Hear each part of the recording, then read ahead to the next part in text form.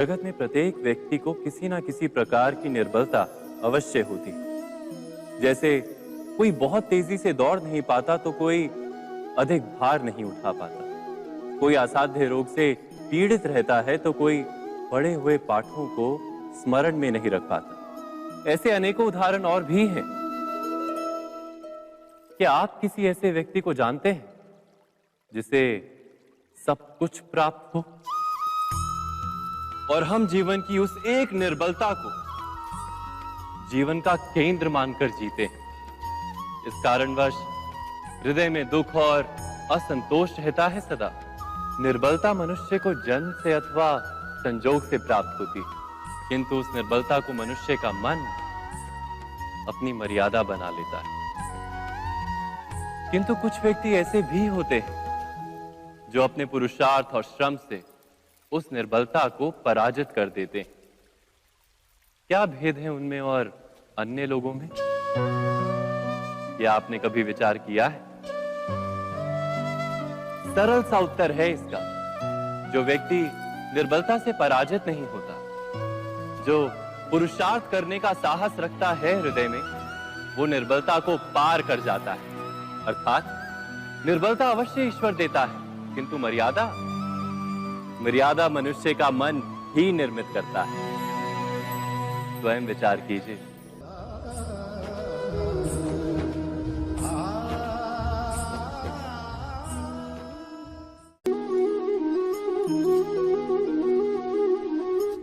भविष्य का दूसरा नाम है संघर्ष। हृदय में आज इच्छा होती है और यदि पूर्ण नहीं हो पाती तो हृदय भविष्य की योजना बनाता है। भविष्य में इच्छा पूर्ण होगी ऐसी कल्पना करता रहता है, किंतु जीवन ना तो भविष्य में है ना अतीत में। जीवन तो इस क्षण का नाम है, अर्थात इस क्षण का अनुभव ही जीवन का अनुभव। पर हम ये जानते हुए भी इतना सा सत्य समझ नहीं पाते। या तो हम बीते हुए समय के स्मरणों को घेर कर बैठे रहते हैं, या फिर आने वाले समय के लिए हम योजनाएं बनाते रहते हैं और जीवन जीवन बीत जाता है। एक सत्य यदि हम हृदय में उतार लें कि ना हम भविष्य देख सकते हैं, ना ही भविष्य निर्मित कर सकते हैं, हम तो केवल धैर्य और साहस के साथ भविष्य को आलिंगन दे सकते हैं, स्वागत कर सकते हैं भविष्य का। तो क्या जीवन का हर पल जीवन से नहीं भर जाएगा? स्वयं विचार कीजिए।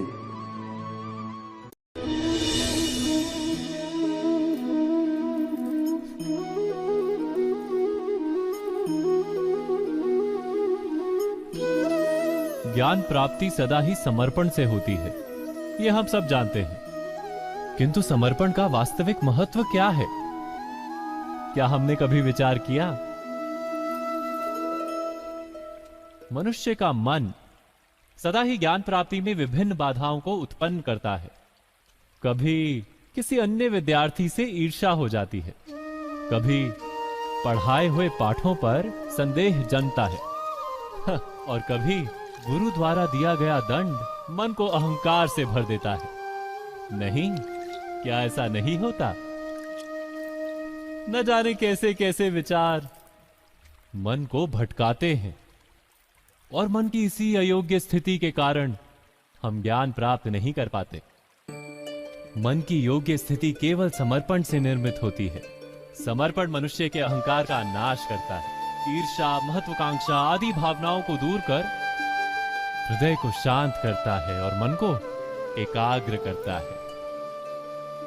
वास्तव में ईश्वर की सृष्टि में ना ज्ञान की मर्यादा है, ना ज्ञानियों की।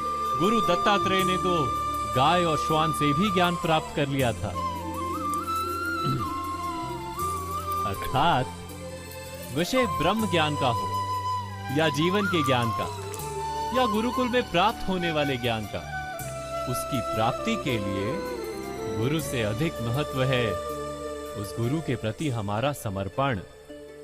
क्या ये सत्य नहीं?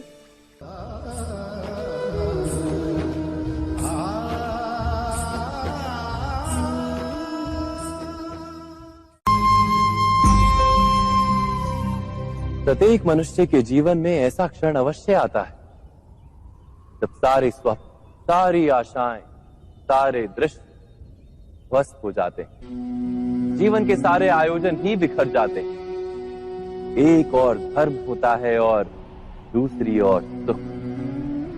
इसी को धर्म संकट कहते हैं। जब धर्म का वहन ही संकट हो और धर्म का त्याग ही सुख हो। विचार कीजिए, कभी किसी स्वजन के विरुद्ध सत्य बोलने का अवसर प्राप्त हो जाता है, कभी ठीक दरिद्रता के समय सरलता से चोरी करने का मार्ग प्राप्त हो जाता है, कभी किसी शक्तिशाली राजनेता या राजा के कर्मचारी का अधर्म प्रकट हो जाता है। सबके जीवन में ऐसी घटना बनती ही रहती है। अधिकतर लोग ऐसे किसी क्षण को धर्म संकट के रूप में जान ही नहीं पाते। हमें किसी प्रकार के संघर्ष का अनुभव ही नहीं होता। सहजता से सुख की ओर खींचे चले जाते हैं, जैसे मक्खी गुड़ की ओर खींची चली जाती।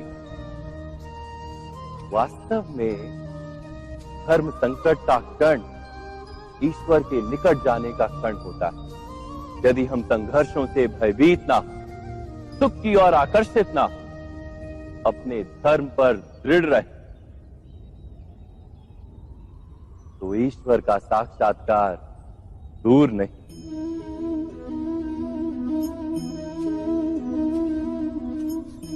पवन से युद्ध करने वाला पत्ता यदि पेड़ से गिरता है तो भी आकाश की ओर उठता है।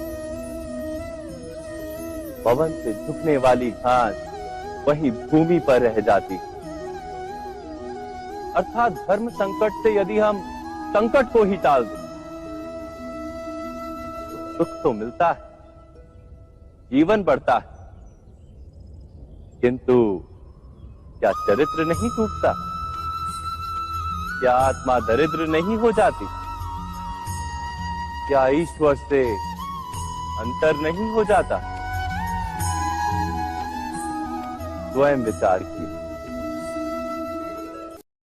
दो व्यक्ति जब निकट आते हैं तो एक दूसरे के लिए सीमाएं और मर्यादाएं निर्मित करने का प्रयत्न अवश्य करते हैं। हम यदि सारे संबंधों पर विचार करें तो देखेंगे कि इन सारे संबंधों का आधार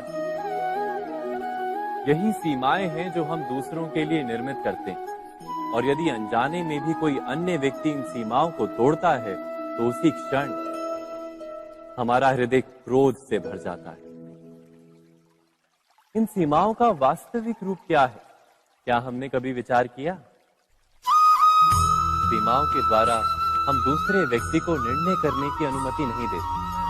अपना निर्णय उस व्यक्ति पर थोपते, अर्थात किसी की स्वतंत्रता का अस्वीकार करते हैं। और जब स्वतंत्रता का अस्वीकार किया जाता है तो उसका हृदय दुख से भर जाता है। और जब वो सीमाओं को तोड़ता है तो हमारा हृदय क्रोध से भर जाता है। क्या ऐसा नहीं होता?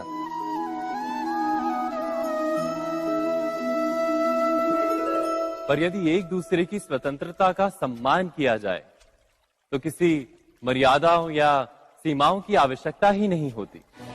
अर्थात जिस प्रकार स्वीकार किसी संबंध का देह है, क्या वैसे ही स्वतंत्रता किसी संबंध की आत्मा नहीं? स्वयं विचार कीजिए।